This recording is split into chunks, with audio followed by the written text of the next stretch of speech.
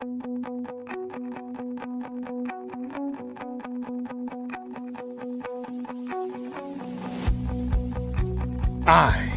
am Black business. From the moment I wake until the time I sleep. Yes, I am Black business. I am Black business. Tell me, are you Black business? I am Black business. Do you support Black businesses? Listen, I support Black business because I am Black business. Black Business Expo, one of the largest business showcases in the history of Black business in the world. The world! Sign up today at www.blackbusinessexpousa.com or call 919-308-9090. I am Black business.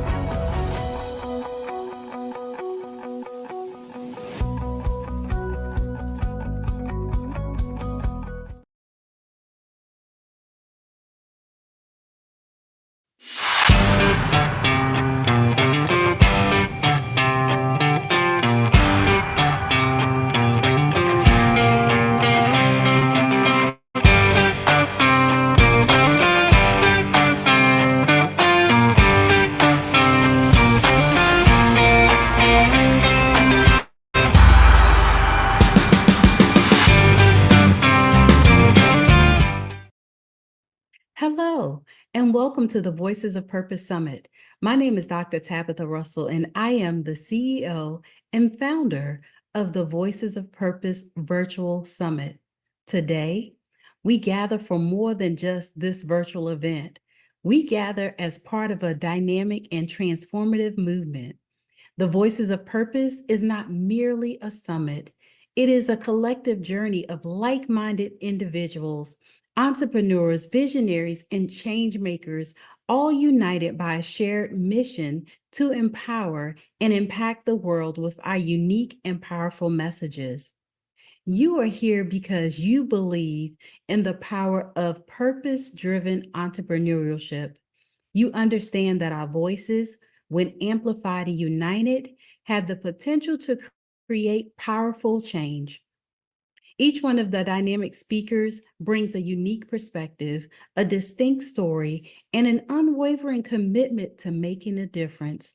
Together, we form a community that transcends boundaries and champions a future built on purpose and passion. Over the course of this summit, many will share innovative ideas, exchange invaluable insights, and build lasting legacies. This is not just an opportunity to learn, but a chance to be inspired and empowered by the unique messages that pave the way for positive transformation. Let the insights shared here today show up in our actions and let it echo far beyond the boundaries of our homes or workplaces, igniting change in our communities and beyond. At the Voices of Purpose Summit, we celebrate the power of our collective voice. We recognize that each of us has the potential to contribute to a greater good, and that together we can create a legacy of empowerment and impact. This summit is a platform for everyone to share their stories, to challenge the status quo, and to collaborate on solutions that drive meaningful progress. As we embark on this journey today, I encourage you to be fully engaged, to embrace the spirit of empowerment with a willingness to implement and be transformed. This is your moment to connect, to learn, and to lead. Let us be open to new possibilities, ready to forge new paths, and committed to making a difference. So thank you for being part of the Voices of Purpose Summit. Your presence here today signifies your dedication to a future where purpose and entrepreneurship go hand in hand.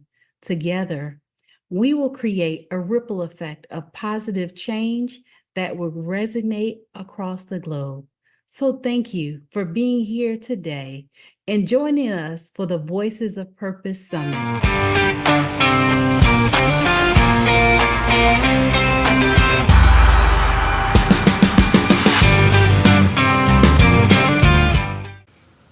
Hi, my name is Chris Hampton. I'm also known as Champ I Am, and I am going to share with you today about a topic that's important to me, and I hope that it'll become important to you. It's very foundational for your journey if you are going to step out and step out on your purpose. This is a purpose conference. This is a conference that's going to inspire you to see yourself in a different way. But one of the things happens when you start seeing yourself in a different way, and you start to move different, you start to step out different. What happens is you now start to talk about your vision, and now you need people. Yes, you need people to see your idea, to be able to gravitate to see how they can help you to build your next level, right? So in order for you to do that, you need something that's a foundational skill. It is a skill that you need to do it, and you need to do it intentionally. It's called building a network. Have you ever heard them say, anyone say to you that your net worth, right, is dependent on your network? And that is so true, because it takes relationships that are connecting to your vision that's going to help you go to the next level. A network will help you go further and faster than if you were to do it by yourself. Now, there's a lot of apprehension when we talk about networking, because it requires you to put yourself out there in front of people. It requires you to be vulnerable with your brand and confident with your brand as well. So I want to deal with today 6 keys that are going to help you build a strong network. These keys are essential mindsets you need to open the door that you can build networks faster and stronger. Because again, you cannot accomplish your purpose on your own. You're going to need people who are going to see your vision and want to put their hands on your vision to take it to the next level. And sometimes you need networks to open doors where you couldn't open them by yourself. There are relationships that are on the next level that no matter how hard, if you were going to knock on that door, and even you in your best self coming up and showing up in your best self would not open that door to opportunity unless someone else was to make the introduction. So yes, you need to be in a network mindset wherever you're going, but you have to have the right mindset. And that's what we want to talk about today, is the right mindset when it comes to network. One of the first tips I would share in building a strong network or a next level network is, number one, you have to be the network that you want to be. I'll say that again. You have to be the network that you want to be. It's amazing. I remember when I first started my stepping out into doing professional speaking and stepping out into becoming a motivational speaker about 7 years ago. And I remember stepping out and nobody in my backyard was supportive. And it was an eye opener, because I thought that they would be supportive of me finding my purpose, and I'm there, and I thought that the people next to me, my mom was probably the only one that believed in me at that time. She sewed into me, and that was a network, but she had sewed into my life to go take a class on how to step into this world of speaking, right? But that was a network relationship I had with my mother, right? But the people that were around me weren't receiving me. And that in itself can be heartbreaking when you're stepping out on an idea. Now, there could be many reasons why they don't support you. Maybe because you were a serial starter and stopper. Yeah. A serial start and stopper.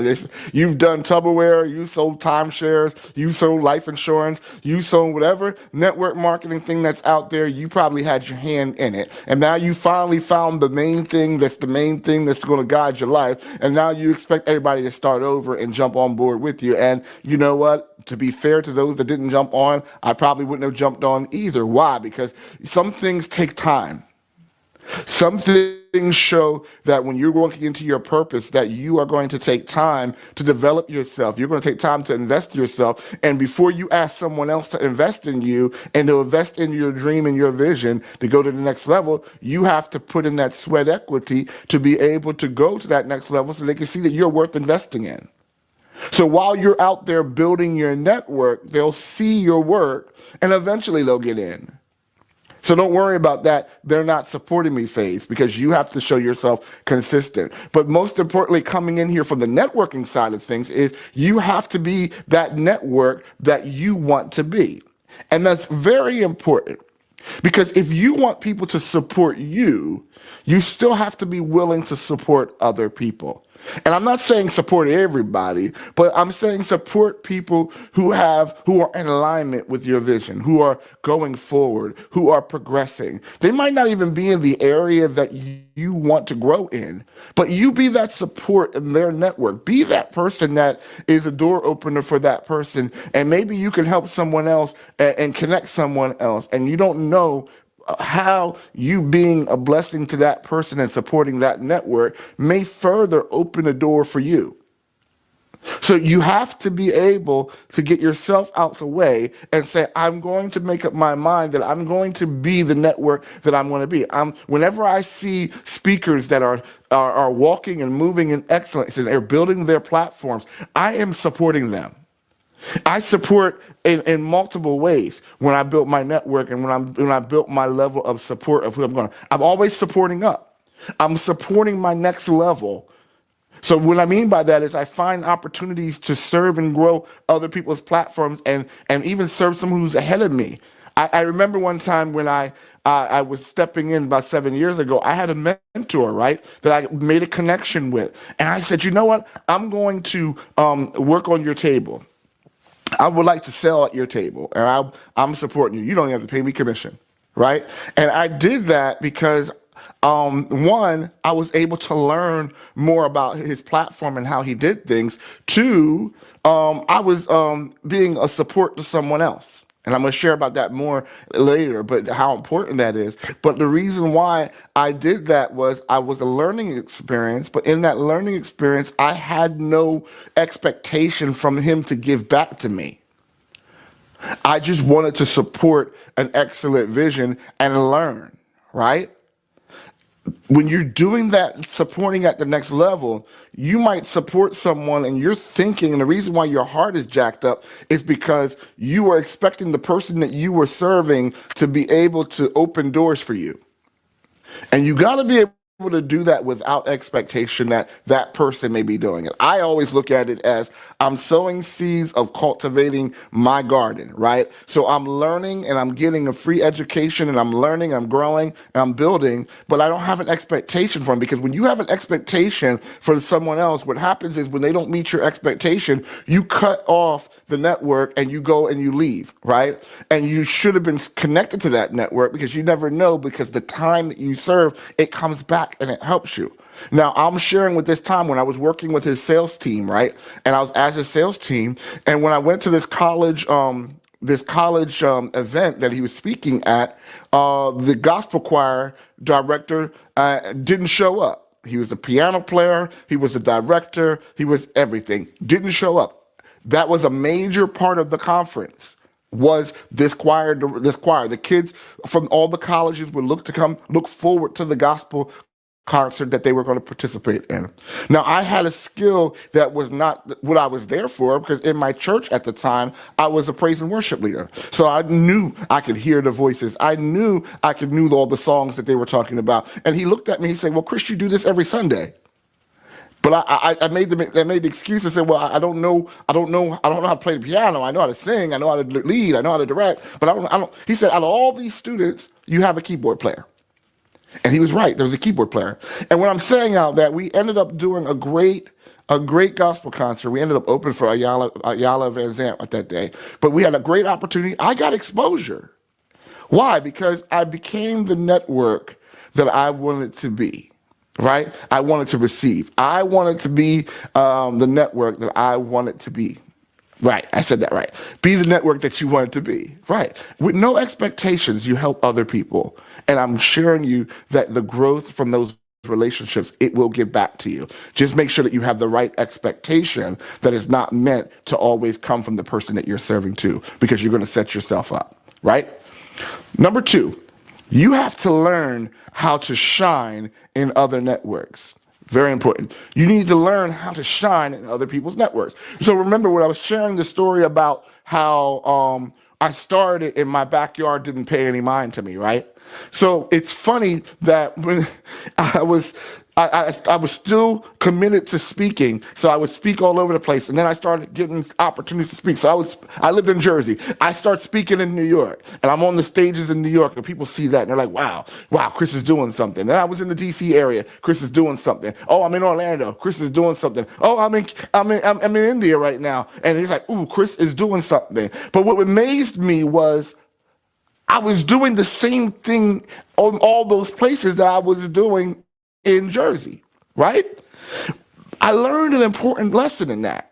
I learned an important lesson about shining in other people's backyards. Again, don't get your heart set that people around you are going to jump on real quick, because they might not. Right? But when I did that I started shining bright in other people's backyard, eventually my backyard caught up and caught the revelation of who I was and that I was great anyway. But I'm not looking for their confirmation of greatness. I'm building relationships. Right. So while I'm shining in other people's backyards, I'm building relationships and I'm building exposure at the same time.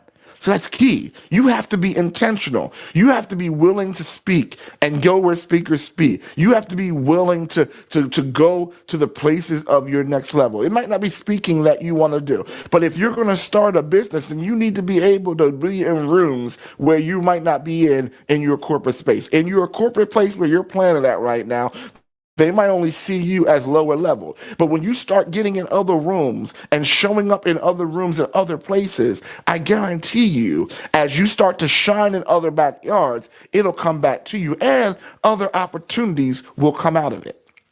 So I said you have to be the network that you want to be. Then you have to learn how to shine in other people's networks or shine in other people's backyards.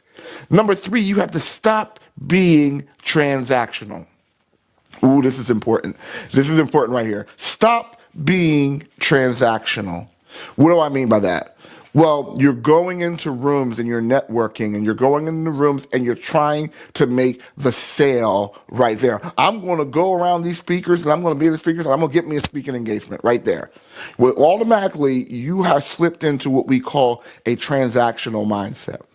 When you are building networks, you are building relationships that are meant to last. Relationships are meant to last, and they're meant to go over and over again. They're reusable, right? That connection is reusable. It's like almost like an energy source, right? When you're networking and you're connected to the network, you are connected to the energy that you're connecting to, right? But when you're transactional, you are only looking for that one-time sale. A transaction happens, and once that transaction is over, it's done. You don't want relationships that after they pay you, it's done. Because then you're always hunting, right? And then people look at you as like, I'm hungry, right? They go, I don't want to talk to people trying to sell me something. But when you're in a situation where it's about a transaction, you want to then say, well, if I'm not transactional, what should I be? You should be number 4. You have to become relational. You want to become relational. Number 4. So we're going to stop being transactional, stop going just for the sale. 2, you want to become relational. That means your concern is not just about what you have to offer. When you're trying to close the deal right there on the spot, people feel like they're being sold. But when you're listening and you are actually 100% invested in listening to what that person does. Listen, I might be talking to someone who sells coffee for a living, right? I don't drink coffee. I don't care about coffee. I don't want coffee, right? But when I'm networking with that person, it's about the relationship. So I'm listening to that person. I'm finding out what that person is, what's important to that person when I'm in that person. I'm like with Luther, if you can't be with the one you love the one you with. Love that conversation that you're with right there. Talk to that person, right? Because in the midst of me talking to that person, I might talk to someone else, and while I'm sharing with someone else what my vision is, they share my coffee person, I don't like that coffee person. Well, then I said, well, you know what? I know someone I can give an introduction to you for. And you introduce that person to the coffee person. Who becomes a valued person in that relationship? The person that made the connection. And then you never know what happens when, because you have that relational mindset, then that coffee person opens up a door that's meant for your avenue. Don't be transactional because then you're walking in a tunnel. Be relational, meaning that you're trying to bring in and make a connection that's meant to last longer than the transaction. So we said, be the network you want to be. You want to learn how to shine in other people's networks. You want to stop being transactional. You want to start becoming relational. And then number 5 is that, connecting to what we're just sharing, is you got to be willing to open doors for other people.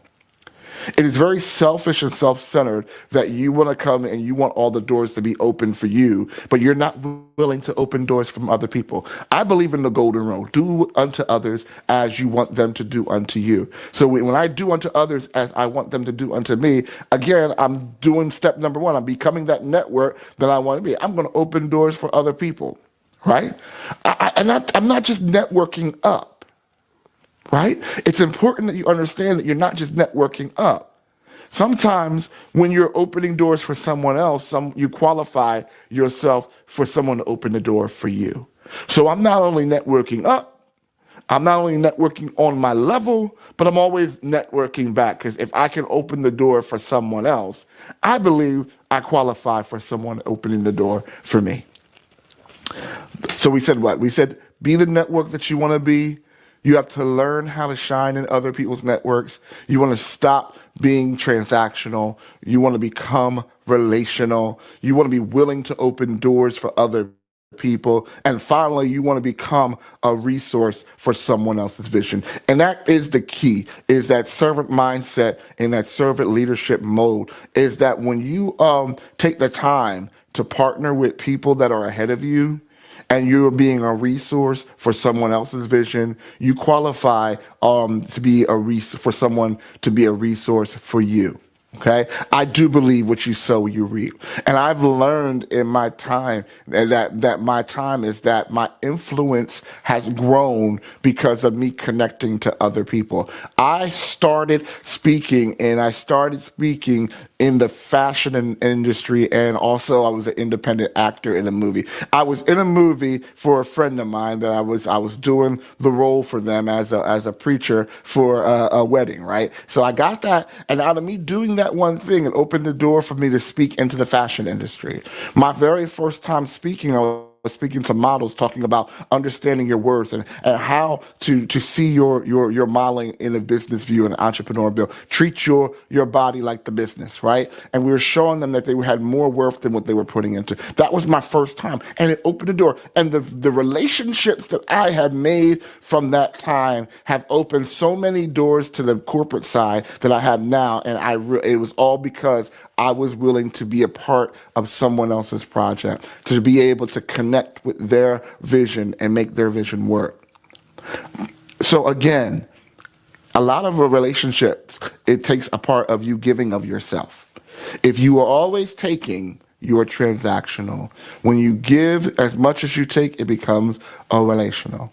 Now, you do want to make sure that you're serving people that have the mindset of moving forward in the same direction, right? That you're going. You want to make sure that they have vision that's moving forward. I'm not saying that you just connect to anybody. I'm not saying that you just love and be a part of everybody's vision. No. Find places that are moving forward in the direction that you're going, and they have the same level of quality that you have in your business. Don't ever try to connect to something and they don't have the same integrity, character, or quality as your vision. You do not have to sacrifice one for the other. But I guarantee that if you have these 6 keys and these 6 key mindsets, that you will build a stronger foundation for a network that will take your business to the next level. Again, check your mind.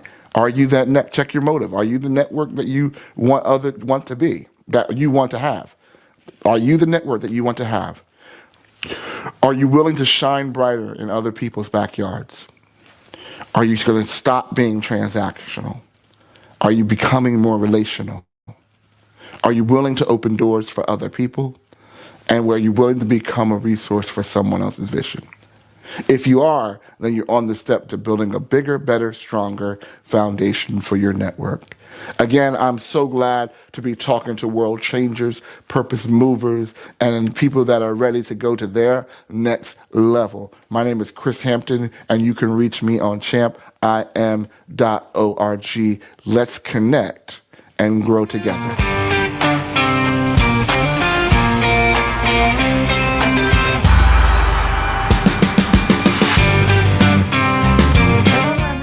Thank you so much for having me on today. My name is Marlene DeRosso, and I am so excited to be here today at the Voices of Purpose Summit. I'd first like to start off by sending a huge thank you to Dr. Tabitha Russell and her staff. Thank you for putting this wonderful event on, and thank you for allowing us to, myself as well, to grace your stage and share your platform so that we too can share the reason why our voices are used on purpose going forward. So again, I'd like to introduce myself. My name is Marlene Sapodi DeRosso. I am a child of Haitian immigrants. I'm first generation American. I was born and raised in sunny Miami, Florida, in the county of Miami-Dade in the community of Little Haiti. So I always start off by talking about my heritage because as a child of Haitian immigrants, education is something that always was so important to my household. My mom and dad instilled the value of having an education as they raised us. Now, it doesn't mean that everyone was necessarily meant to go to school and get 4-year degrees and baccalaureate degrees. Education to them is always being open and willing to learn because the more you know, the more you grow. My parents always instilled in me that having a great education is what would open doors and open opportunities for you as you moved on in life. And keep that in mind because I'm going to get back to that education as I move along in my talk today. Another thing that was also important to me growing up was family or is family, because ever since I was a little girl, I've always dreamt of having a huge family. At one point in time, can you guys believe that I wanted 10 kids? Yes, 10. That's 5 on each hand. Needless to say, I quickly changed my mind, so I didn't want 10 kids anymore. Right now, my husband and I are blessed with 4 children. We have 4 boys. My oldest boy, Richard, I always call him my one kid who didn't give me any labor pains because he's been in my life since a little before he turned 2. And then my husband and I had 3 more boys together, twin boys and the little one. So although I didn't end up with 10 kids, I have 4 and we're extremely happy. But I have to tell you, staying on that education track and keeping in line with my family upbringings and wanting a big family of myself didn't all happen exactly how we had planned. So that's what I'm here to talk to you about today because my lesson in life is what is propelling me and catapulting me to be my new purpose and my voice to help others as I move forward. Now, remember I mentioned I always wanted a big family, and that's because I came from a big family. I have 5 brothers and 3 sisters, 5 brothers and 2 sisters, so that's 8 of us all together. And my husband also has a huge family. He's one of 9 or 10. It's just people everywhere. And ever since I was a young kid, being able to take care of others was always very important to me. I was always the one that loved to babysit whenever we had a new baby in the family, whether it was a cousin, a friend of the family had a baby. Marlene was always there to volunteer and wanting to babysit. I even did hair. I love to braid. I learned to braid, so I did hair for a lot of the young children in the neighborhood as well. So it was always a dream of mine to have a big family. So keeping in line with that, I met my husband. And, we were high school sweethearts and we grew up, got married. I was married a little young. I was 21 years old when I got married, but it was he's great. He's still great. So it worked out great for me, thank goodness. So in the midst of that, I went on to finish my high school diploma, and then I moved on to earn my bachelor's degree. Uh, After that, I moved on and earned my master's degree in accounting and financial management. And because education is still so important to me, I decided at the ripe age of 40, right, to pursue my doctorate. It had always been a lifelong dream of mine. And I made a promise to myself that either I needed to be done with my doctorate by the time I was 40 or at least start by the time I'm 40. So I am almost done. I'm extremely excited about it. So it's just another example of me taking my education seriously and using it to help my voice to propel for others. So in the midst of my husband and I being married, we did everything that young couples did. We traveled. We were able to buy our first home. We just enjoyed each other's company. And in the meantime, I had started my career. In my senior year of undergrad, I earned a position as the payroll coordinator for my company. I'm happy to say that it's been 22 years that I'm actually still with the same company. But along those 22 years, I have received multiple promotions. And after starting off as the payroll coordinator, I am now the CFO, otherwise known as the Chief Financial Officer for the company. So it's an accomplishment that I'm extremely proud of. And, it's really, really difficult trying to navigate that leadership career while also trying to build my own family. So let me tell you a little bit about my story. After having been married for a while, my husband and I, although we weren't actively trying to start a family, it never really happened for us. So we decided to see the medical professionals. And in doing so, it was determined that we would have to need help to start our family. So having that diagnosis of infertility is something that, one, I wasn't prepared for. I don't think anyone is ever prepared for having an infertility diagnosis. But also, when you're unprepared like that, you really just don't know what to do or how to navigate it. And back in those days, when I was navigating infertility, there weren't a lot of resources or things that were tangible that infertility patients could grab onto or get a hold of to help them through the journey. So not only were you navigating a journey that was filled with uncertainty, a journey that was filled with no guarantees on whether or not you would find success, you were also navigating that journey blindly, so to speak. So while I was trying to navigate my career, I started off as the payroll person. I then was promoted to become the general manager of not general manager, general ledger accountant. So I took on the responsibilities of general ledger accountant. From there, I moved up to become the assistant to my current CFO at the time. She was the CFO, so I worked alongside her as her assistant.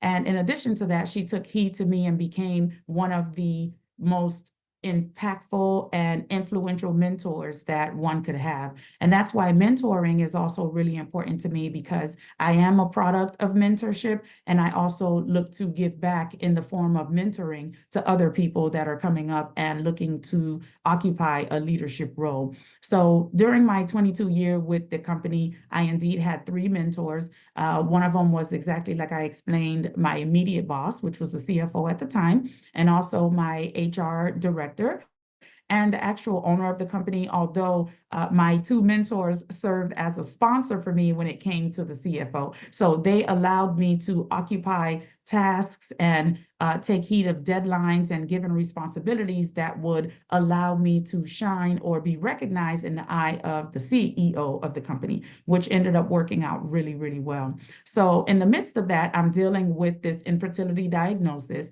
And as a person that's trying to build their career, it's really, really hard, because infertility affects 1 in 6 people globally. That means if you're in the grocery store and you're in the checkout line, sometimes there's 6 to 10 people waiting in the checkout line. That means of those people in that checkout line, at least one of them are experiencing or have dealt with the infertility phenomenon that is going on right now. And it's something that's really prevalent in the world. However, not a lot of people talk about it because of the shame and stigma that is surrounded by that infertility diagnosis. So that's why it's important for me to use my voice now to give purpose to those that are dealing with infertility and let them know that they aren't alone and that there are resources and help out there to help them navigate through this. Ooh, that was a lot, right? So back to the leadership aspect and how it ties in. When you're dealing with an infertility diagnosis and you're also trying to build your career, as a woman, it's really difficult, because let's be honest, oftentimes women are viewed as either less reliable or non-dependable, or having the inability to take on the great responsibility that comes with occupying a leadership role in many corporations. So being dealt with infertility adds a little bit more pressure on a woman to occupy those roles, because in my particular example, having been dealing with infertility and having to navigate that involved a lot of doctor's appointments. You know, you either had doctor's appointments or procedures and different diagnostic testing that needed to be done, which required my time away from the job. So either I was having to come in late because I had appointments in the morning, or I would request to leave early because I had something to do in the afternoon as it related to my infertility, or sometimes I found myself taking extended lunches because depending on what's going on, the different test or the different procedure that needed to happen, it had to be planned around lunchtime. So here I am requesting to take an extended lunch. Now I have to tell you that was very, very difficult to deal with because I didn't want to be deemed as the unreliable or having bad attendance, so to speak, when it relates to trying to get my job done. So one of the good things that I was afforded in my positions, the various ones that I held with the company, was the ability to have a more flexible schedule. So thank goodness to my mentors, because I didn't really have to go into detail a lot about what I was doing or what I needed in that particular respect, because for a long time, the company and how they led focused more on project orientation and meeting deadlines, not necessarily wanting to count heads or take attendance every day. So I have to say that was something that worked, but you know, without having told them what I was going through, I know it still stood out that I needed more time and had to take a little bit more time away from work to be able to get what I needed done. But it was really, really stressful because the field that I am in is in the healthcare field.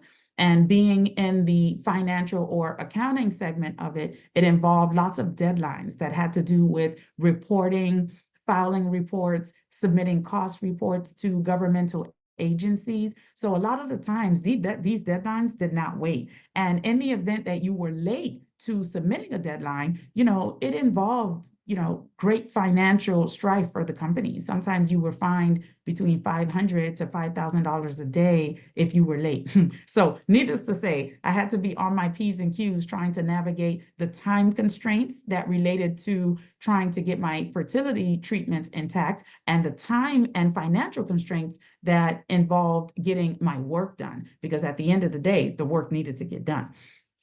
So that was something that we dealt with a lot as it related to trying to navigate the corporate ladder while I was dealing with infertility. And having being dealt a infertility diagnosis was very, very difficult because, like I mentioned, back when I was undergoing this particular issue, they involved not as many, you know, support systems or help that was out there. So some of the things that I did to help me navigate this journey was indeed my faith, because also as a person who seemingly had it all, you know, I had the husband, we had the house, I had the career, you know, I was able to live a life that afforded me the opportunity to do all of this stuff and be happy. However, that one little thing was still missing. And it's, why is it that everything else seems to be falling into place, but this family building journey just didn't seem to be going anywhere?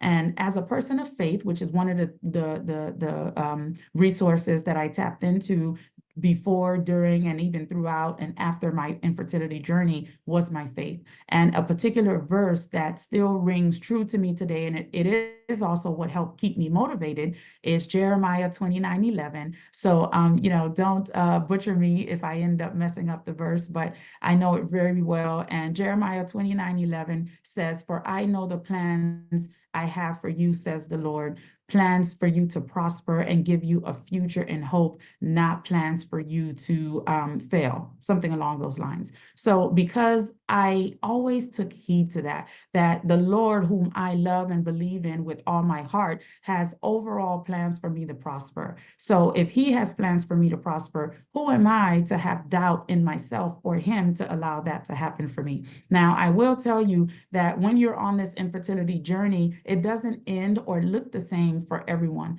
However, when you're navigating this path of uncertainty, having that faith and belief that even the Lord Most High has faith in you, it allows you a little bit of motivation to help keep going. So my faith is one of the things that I did that really helped me get through that particular time in my life. So the other thing that really helped me was tapping into my therapist. I know oftentimes people don't believe in therapy or it's not something that is talked about a lot, but therapy is something that really, really helped me. And I do believe that, you know, in the saying, faith without works is dead. So for me, that meant, yes, I have faith, but I also have to do my part in making sure that, you know, I can look back and say, you know what, I did everything I could. And for me, those works included seeking outside medical treatment, and it included seeking outside medical and treatment in the form of a therapist. So my therapist, I'm actually still with her today. She came to me at just such an opportune time because after having gone through 10 years of infertility treatments, lots of different